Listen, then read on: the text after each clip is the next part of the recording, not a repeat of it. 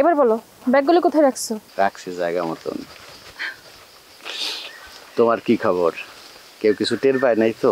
আরে না ধুর, আমি 8টা বাড়ি রেখে করে আইছি, চিন্তার কোনো কারণ নেই।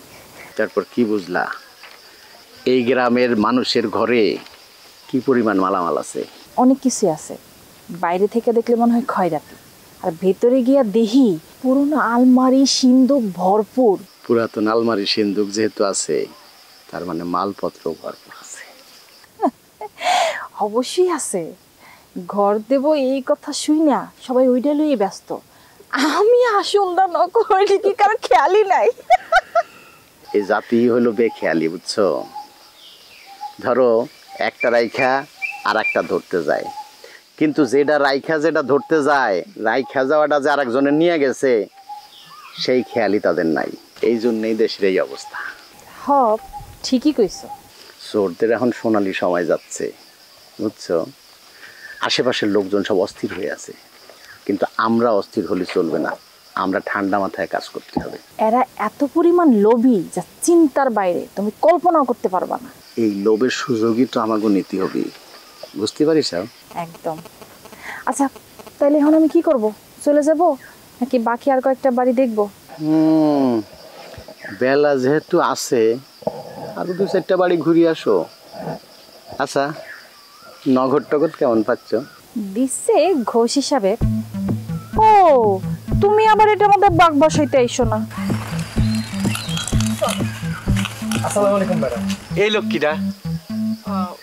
উনি উনি ওই যে একটা ঘরের জন্য আবেদন করেছে তো সেই জন্য আসছে।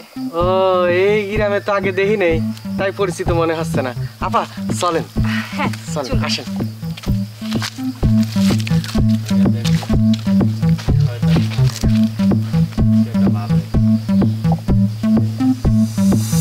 বন্ধু 3 দিন তোর বাড়িতে গেলাম দেখা পাইলাম না, বন্ধু 3 দিন তোর বাড়িতে গেলাম দেখা পাইলাম না, বন্ধু 3 দিন।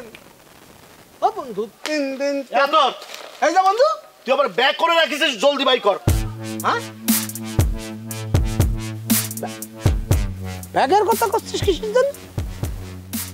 এই রফিক, আমার সাথে কিন্তু ইয়ারকি মেরে কথা কবি নে, ও মাইন্ড করবো। তোর ব্যাগ আমি কনে পাবো? এই আমার ব্যাগ কোনে পাবি মানে? ভ্যানের উপর তো তুই ছাড়া ব্যাগ কেউ নেই নেই। দেখ তুই আমার মাথা গরম করিস নে, আমার ব্যাগ ভালো ভালো দিয়ে দে, দরকার হলে খরচপাতি কিছু তোকে আমি দিচ্ছি। এই আস্তে কথা কানের মধ্যে লাগে রে ভাই, আমি তো তোর আগা মাথা কিছুই বুঝতেছি না। তুই তোর ব্যাগটা নিয়ে ভ্যানে করে তো আমার চোখের সামনে তুই চলে গেলি, আর আমি গেলাম বাজারে। হ্যাঁ বাজারের তো এই মাত্র এসে বসতে পারলাম না, এখন এসে উল্টো পাল্টা কথা ঘটনা। তোর তুই যত কথাই কইস, তুই ছাড়া আমার ব্যাগ কেউ নেয়নি, তাই বড় কোনো দুর্ঘটনা ঘটার আগে আমার ব্যাগ ভালো ভালো বাইর করে দে।